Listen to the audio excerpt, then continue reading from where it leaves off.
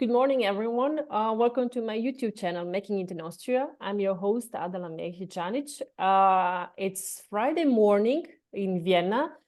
On my end, it's cloudy and was raining. I think it was raining last night. At least I saw some drops along the way on my walk to the park.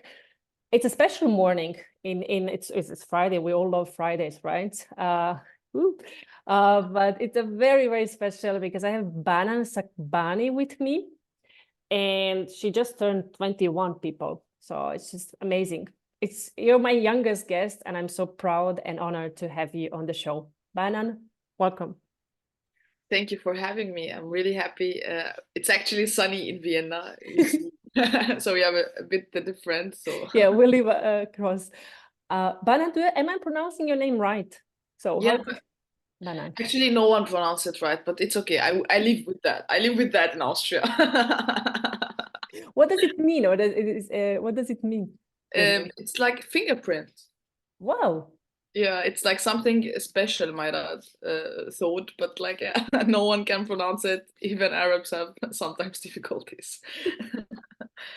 So, Banan, tell us a little bit about yourself. So, I read a few things about you. There's a lot of great things that you have done and achieved in a record time. And our Laura Casanova, who was one of my guests not that far ago, said you have to meet Banan, you have to interview Banan. And I'm so happy that you accepted and that you will share a little bit of your story and your journey to Austria with us.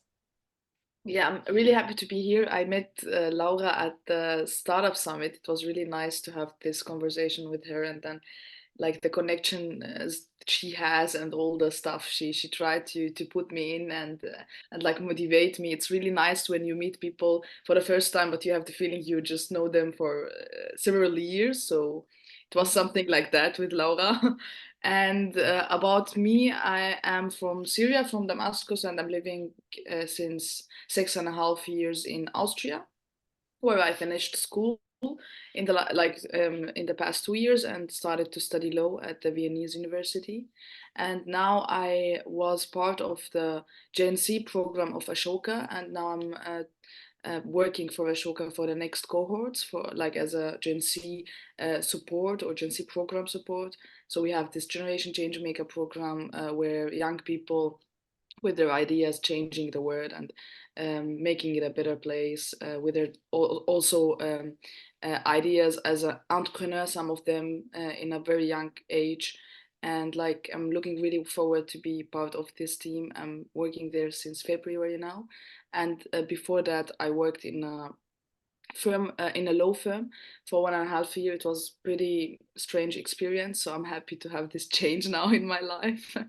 And in my like free time or when I don't work or when I don't have to study, I have a bit of like a lot of cultural practices. I play the music, I play the guitar, as you see behind, and I write. I just published, or like last year, published my first book, and I have tomorrow a big show at the opera.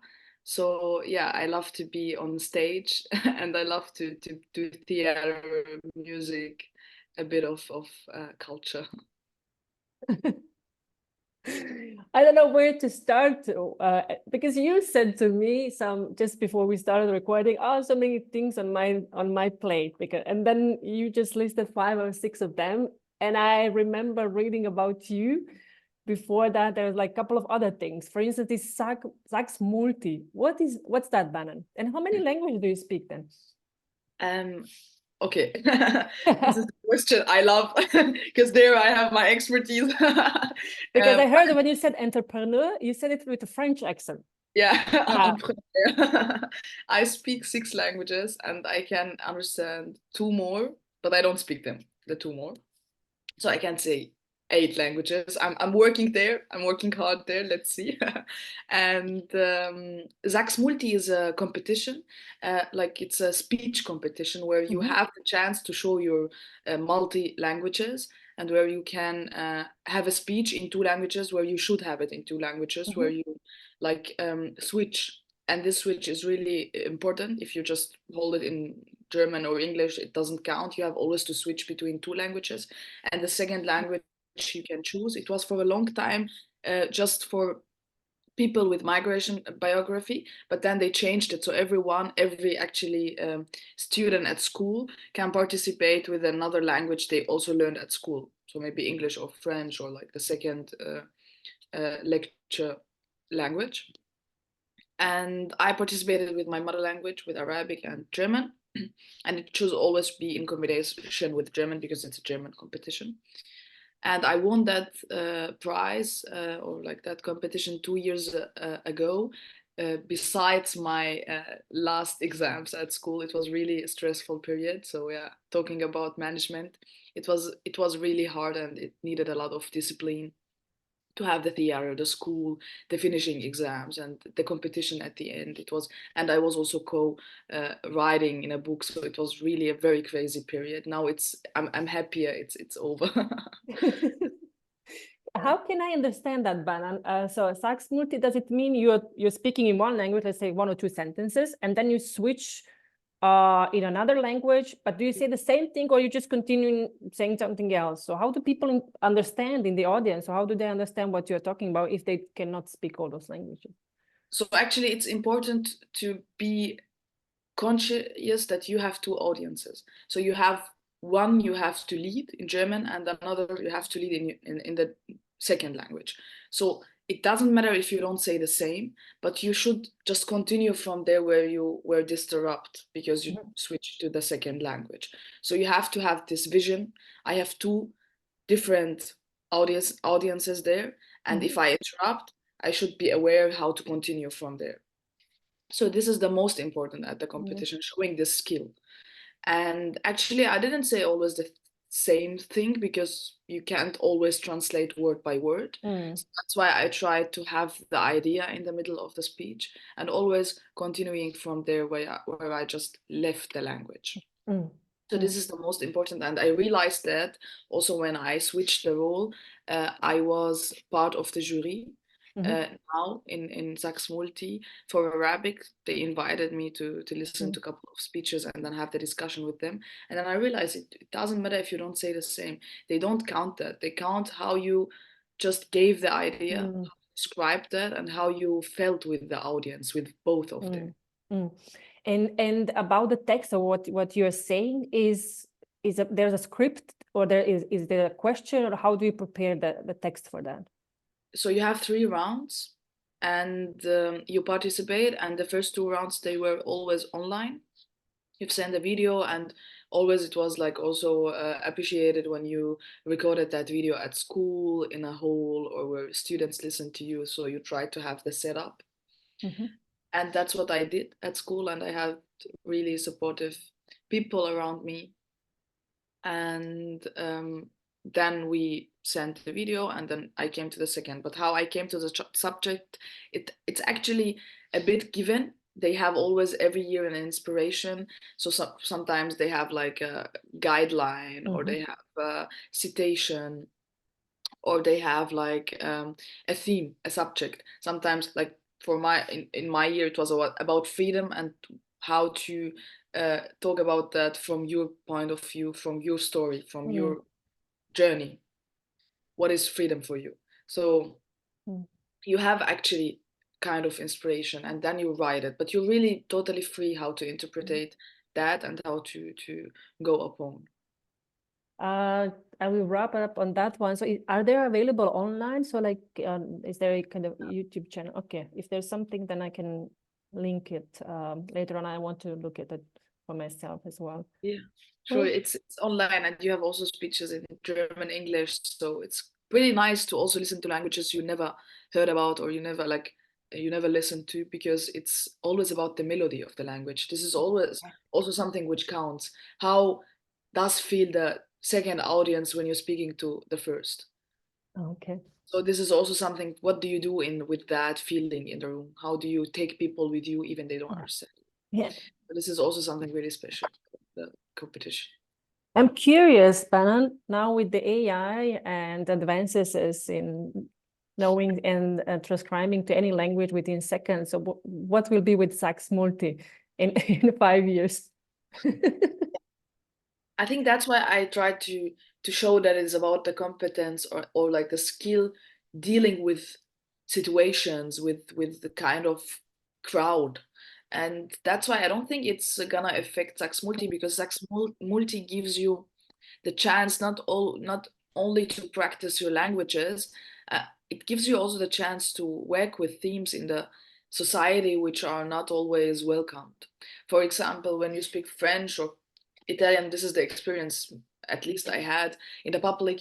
It's always different how people look at you, how people talk to you, or maybe find the melody nice. And when I'm really loud at the tram or anywhere speaking Arabic or phoning in Turkish, I don't have the same reactions sometimes.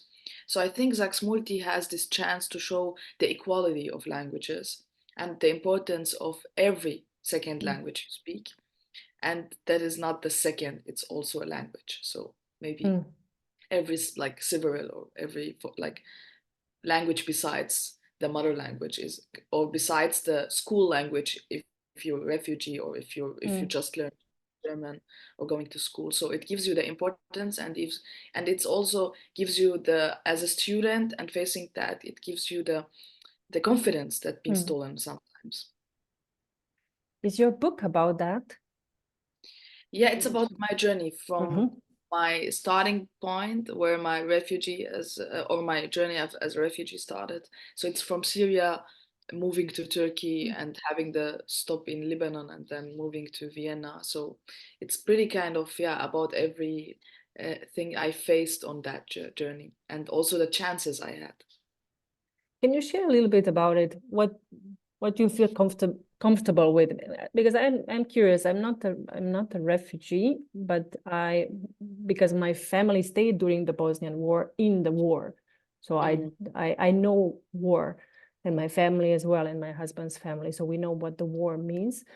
And we moved from our home to within the 30 or 45 minutes. So we were moving, I don't know, I remember 5 or 6 times because I was about 7 years old, so I don't remember many things of it. So it's just bits and pieces. It's torn apart, and I just remember that we have settled at some point at my son of my aunt's house, and we stayed there until the end. And the moment the war finished in 1995 in August, and we were safe to go home, then we went home and just found our house without anything. It was just the house standing there, without any belongings, any personal items, anything. Just the house standing there, and we were grateful for even that, because some have lost their houses along the way as well.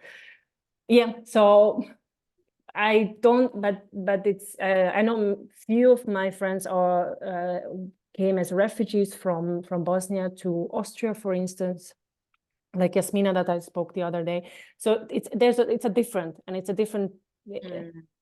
I'll say weight. I will not say challenges. I will say the weight, different weight in life that you carry from a young age, from the like just a little one, where you just basically grow up. So I usually say I didn't have the childhood. I just grew up. With 7 years, you just grew up. That's it. Start to understand things that you actually never hear about at that age, or shouldn't hear about at that age. Yeah, it's pretty similar for me. I don't have the same experience, but it's similar that you just like the belongings, they just they are not there, and like the way you described it, I can relate, but it's a different story for sure. It's the same pain, let's say. So I wrote about that, and the book has the title My Escape and Her Companions. So it starts how I fled from Syria. I'm like my family is now really everywhere, because like some of them, as you said, are in Austria. For me, it's like some of them are in France or in Germany, and also in Netherlands. So they are really just around whole Europe, which is something good when you travel. Yeah, I know. it shows how the family is apart, so what it did with us. Yeah. And we never would say, like, they now have different civil citizenships, and Yeah. no one would have counted with that, because we had all of us, our lives, our homes, our own homes and cars, and like we had a really good life. Me too. Because sometimes people do, like, I have really ridiculous questions. Sometimes people come to me and say, did you have internet in Syria? Like, I just look at them and don't know how to relate to that. So that's why I always say we had a good Wow. life. And now, Me too. yeah, so like the life I'm living now is also good, because I worked on myself. I Yeah. had the chance to just move from zero to different Planet. yeah, planet, let's say. Yeah, so it's like not that easy, but people then they think that this is the best life you're living now, and that they don't know where you're coming from. They don't know you nothing about your roots. So thank you for this question. And about my roots, I'm from Damaskus, from a family which is really rich of culture and literature. They all of them write things and do their things and have really nice talents. And now I miss every one of them, every talent of them. And I have two brothers, and one of them, he stayed in Turkey, because, as I mentioned, I had a stop in Turkey where I lived for 4 years. The reason was that um, we left Syria after my brothers. So I stayed with my parents, and my brothers left us before, because they didn't want to go fight, or I don't Yeah. know, because Yeah. it's I like know. they were forced to leave, otherwise they would have been Yeah. taken, I know. because they have this military, Yes. everyone has it, but it's not like in Austria you can work for the Red Cross or be No. there. It's Yeah. like really military. So this was something no one of us would have wished for his kids, because sometimes we also have judgments because of that. People say, yeah, you left your country, you didn't fight for your country. And I always say my soul is much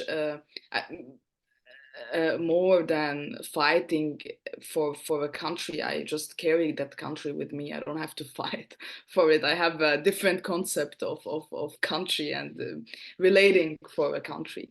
If I may, so we It's stayed in alive. that, we stayed in, if I may just add, so it will be always like, there will be always people who will say why and so, but the reason is always, why do people ask this? And in our case, we did stay. My father Yeah. never wanted to leave Bosnia. So he never left Bosnia, actually. He lives in Bosnia. My older brother Yeah. lives, and my sister.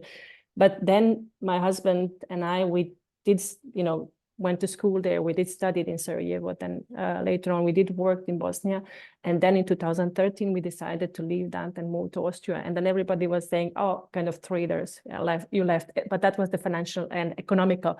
So there will be, unfortunately, always people who will ask these certain questions and impose certain things onto us, additional pain, additional weight, because we already have enough. There's like a lot of things, and people don't know me. They just see that, they have their perception, and like, why did you leave? Well, if you want to sit with me, then let's talk for an hour, then I will tell you. But it's not the question that you answer along the way, just like passing by, like, yeah, you left and we stayed. But I'm still back, and I still do a lot of different projects, and my husband as well. So we do carry Bosnia and Herzegovina with us everywhere we go. We never hide it. We were proud of where we come from and what we have achieved, and the country that went through what it went. But these things people do ask, and they hurt. I would say the people who ask these questions, that please don't, just keep it for yourself, journal, because they hurt us a lot. Yeah. Exactly. And I would say, because you already have to move on, and then you just like move on, and then someone puts you exactly there where you just left. So it's a bit hard to also be always like as a migrant kid, or I don't know say that, or someone who's like sometimes second class in societies. You always have to like justify something. I don't know, like this kind of justifications you're faced to, as if the journey you had is not enough unfair, and then you just arrive and try to be part of a society, and you learn the language, you integrate as they wish, and then it gets an assimilation sometimes. But this is a really different topic. I don't think we have the time to go there that deep, but I would like just like really put sometimes points, and who wants to understand it, they would have the vision. Exactly. So exactly, so I would just wish to let people be part and not also face them with like just additional topics like racism, justifications, and like also really hard things to be explained. So as you say, that I love that sentence. I really also, in my heart, I never left Damascus. Every day I think of my city, and every day I really dream of standing there again, because I left at the age of 10. So I would love to be there again, to just like realize and also like refresh my memories I had there, to go through the streets I've gone with my mother, and just to have this feeling again, when you just imagine you visit a city at the age of 10, and you would love to be there at the age of 20 or 25, where you have a different vision. It's like a book. You can also read a book twice with different visions. So imagine it's your city. So it's just much more important to be there for a second time. Yeah, so yeah, we left and we had to leave, and it's okay what happened. We have to deal with that. We have to move on, and I'm really happy and appreciating a lot of people in my surrounding me, who just helped me also get there where I wish to be, and to have this strength also to just say I don't have to answer certain questions sometimes, to also have this strength to say no, I don't have to, and to feel self-confident, even if it wasn't always easy to do that. So I'm really appreciating a lot of people in my surrounding, family, friends, and colleagues. So it's really nice also to see it as a chance, to always see the positive side of it, because we were already talking really dark now, but I also have a lot of positive sides. I would have never like wrote a book about it. I would have never made the music I'm making now, because it also affects your emotions. It brings you to projects. It makes you a different person. The societies I was part of, the languages I had the chance to learn. So I have a lot of positive sides I'm taking also from there, and I'm appreciating a lot. Banan, what's the future? So what do you look forward in the future? So we talked about past a little bit more, and what do you envision? Because you achieved a lot. So what dreams do you dream of? Maybe it's like kind of utopia, but like I really dream of a world where everyone has his or her place, where we don't have to really fight, just really easy things to have, or like just where everyone is equal, or like freedom is everywhere, because it's always really heartbreaking to see people going through things I've gone through, and I don't wish that to anyone.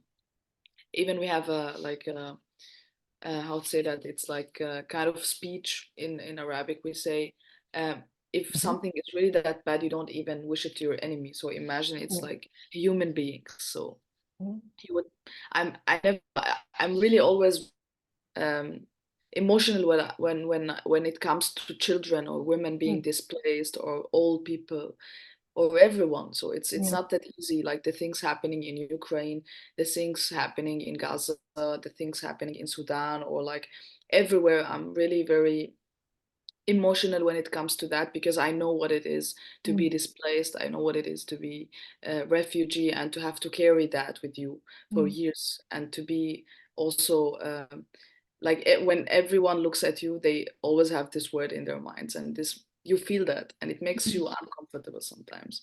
And that's why I don't wish it to anyone. I wish everyone has the place to be. And yeah, that's it. That was beautiful. I was in Bosnia last week, and a friend of mine, very accomplished one, she said, I have to prove myself again.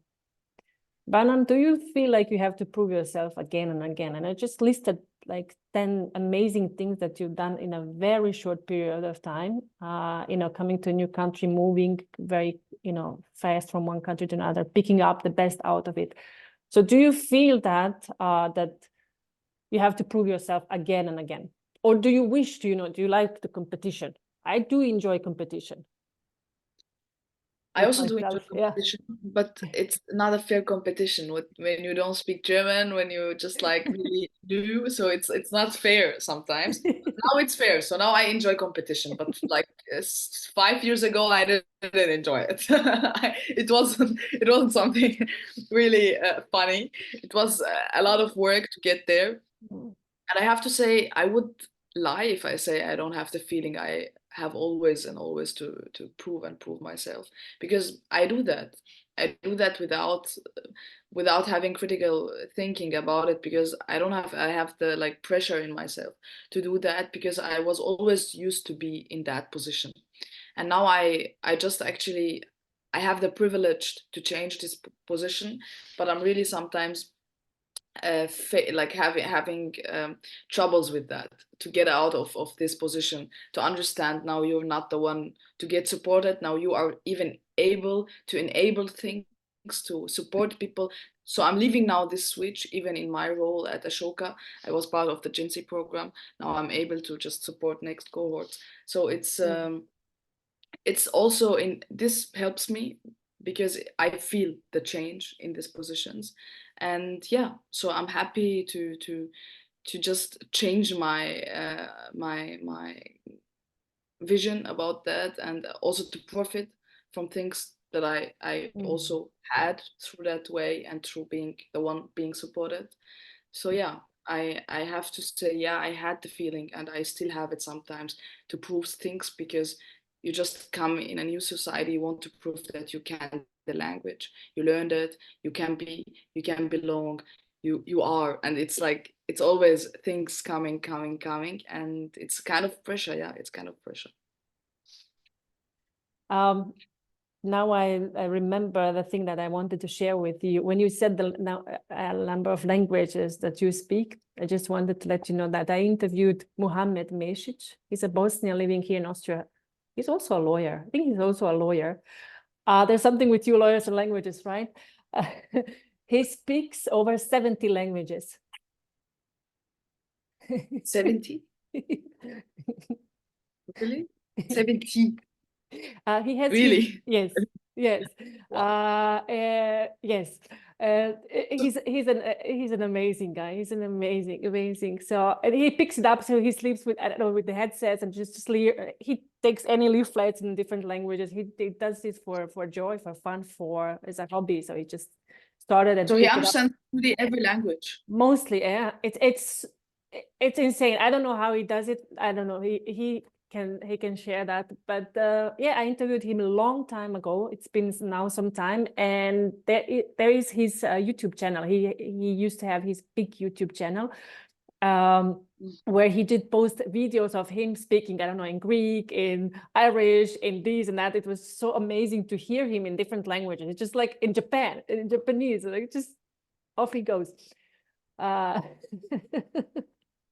This is really, yeah, because like every language is a person you get, so it's really amazing. You gotta write the name of him. Yes, I would love to. Yes, I'll send you. You look how he did that. So now I feel like challenged. Yeah, exactly. That's a positive challenge, and he does it with a lot of joy. My husband used to work. They used to work in the same company, and it's like you see it. He maybe he has some pressure. I don't know, but you don't feel it. He just picks up anything that he finds in any language. It's just off he goes. But it's beautiful to see people that recognize their talents and that just leave them. You know, it's so special to be around these people, right? Like yourself, you're just like the energy carries you, like of this where people are just living what they've been, their purpose or what they've been born for. So there's no, you feel special around these people, and then that carries you. But I will share with you, Banan, and I will link it also to our guests, so to our people who are listening this. So if they want to check it out, it's amazing. It's just like next language. It's something really nice. I love to learn languages. Yeah. It's really very cool to do that, because it's not only about the language you learn. It's about the people, the mindset you get, the way they think, and every speech they have. It's like a different way to think, a different way to be. So it's a new character you get there. So you're getting to, and it's like really cool. Yeah. Banan, as we are closing for today, so thank you so much for being my guest. We talked a lot and went with the flow, I would say. So I thank you for being open to share a little bit more about yourself and with our audience. I wish you all the best. I really do. And if there's anything that I can help with along the way, just let me know. And I'm just really happy for you and for your family. And I hope just all the best for you. Thank you, Adela. I wish you also all the best for you and your family. It was a pleasure to be your guest. Thank you. Thank you. And thank you everyone for watching this episode. I will link a couple of these links in the comment section of this video. So check it out. There's a lot about Banan. I will link about the Saks Multi and also about our Mohammed, who we say hi, Mohammed, if you're watching this. And yeah, have a good day. Enjoy life. Take care of yourself and talk soon.